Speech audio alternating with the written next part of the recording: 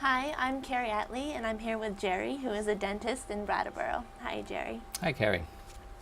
You know, we're about to be independent, and there are so many things that we've taken for granted living at home, from car insurance to doctor's appointments to having a place to live. And when we add up all these costs, we figure that there are some things we can put off until a little later, like going to the dentist and being young and healthy.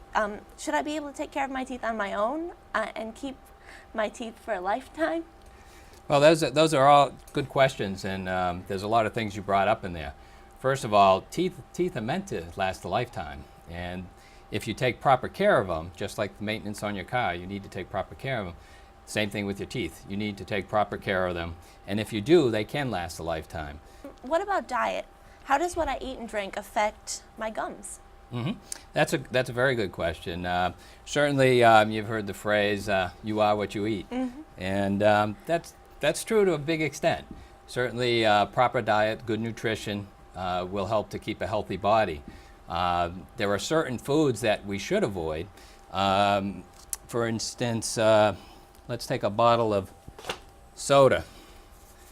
If you took a bottle of soda like this is Mountain Dew, and this is a 16-ounce bottle. It contains 14.84 teaspoons of sugar in it.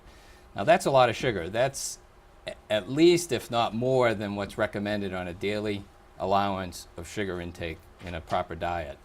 And how many people drink several sodas a day or larger bottles of soda?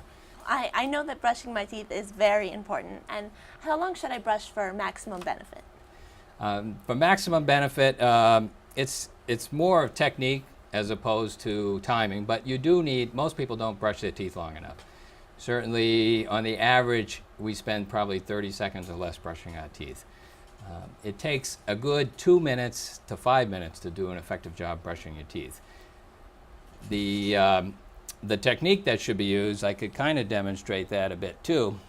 You want to do it with a nice, soft, gentle motion. And you want to make sure you get all the surfaces of the teeth. You want to get the outsides as well as the insides of the teeth. So technique is just as important as the amount of time. And how often you should brush a minimum of twice a day, after breakfast in the morning and at night before bed. And if you can brush after every meal, that's the ideal situation.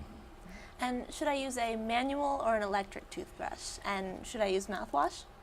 Okay, good questions. The manual toothbrush can be as effective as an electric toothbrush.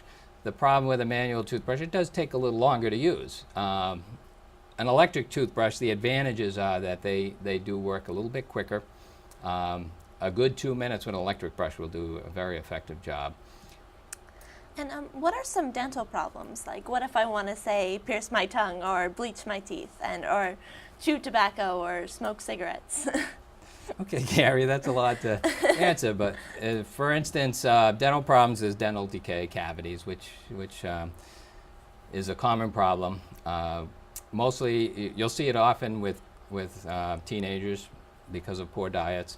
Other concerns are periodontal disease, gum disease, which will occur in later life. More affects more adults than it does younger people. But we're getting into that adult age now, so these are the things you got to be concerned with. So the other things that we have broken teeth, chipped teeth because of accidents. If you are playing contact sports, it's important to wear a mouth guard to protect your teeth. There are multiple other dental problems, but let's get into the piercing, for instance.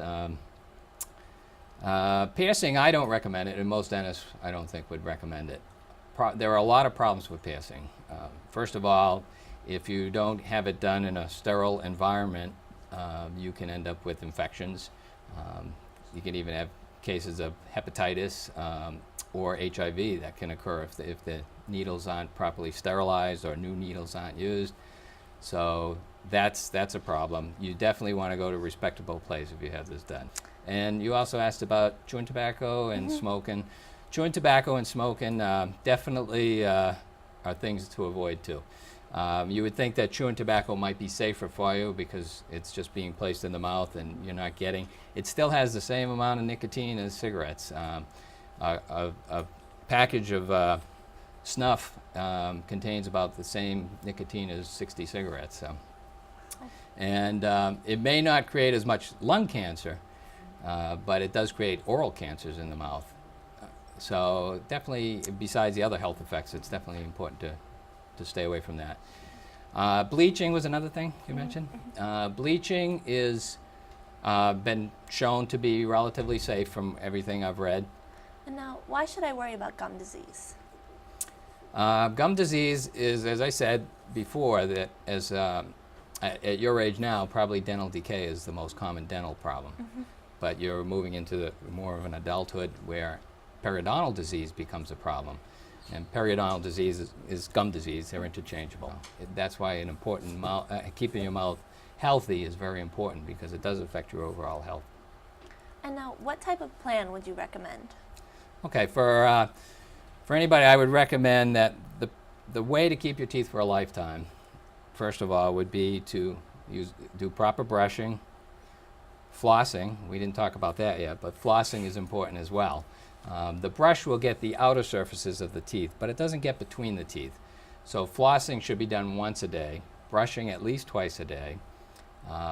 Proper diet, as we said, try and minimize the amounts of acids and sugars that we eat. And then if you're doing contact sports, wear mouth guards. And the other thing is to visit the dentist regularly.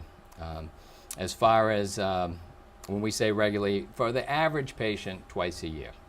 A good cleaning twice a year and a good checkup will usually keep people healthy, as long as they are doing the things they need to do at home.